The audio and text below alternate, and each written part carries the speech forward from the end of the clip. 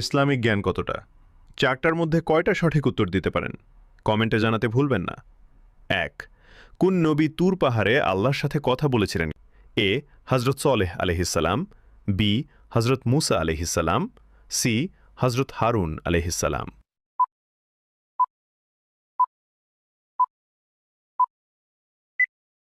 সঠিক উত্তরটি হবে অপশন বি হযরত মূসা আলাইহিসসালাম।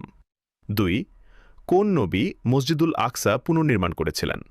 এ হযরত নূহ আলাইহিসসালাম, বি হযরত ইয়াকুব আলাইহিসসালাম, সি হযরত সুলাইমান আলাইহিসসালাম।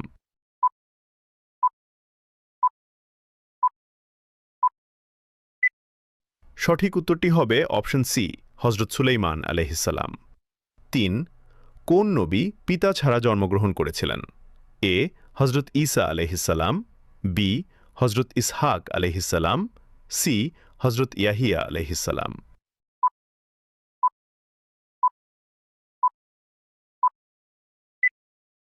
উত্তরটি জানার আগে চ্যানেলটি সাবস্ক্রাইব করে দ্বীনি কাজের অংশীদার হয়ে যান। সঠিক উত্তরটি হবে অপশন এ হযরত ঈসা আলাইহিসসালাম।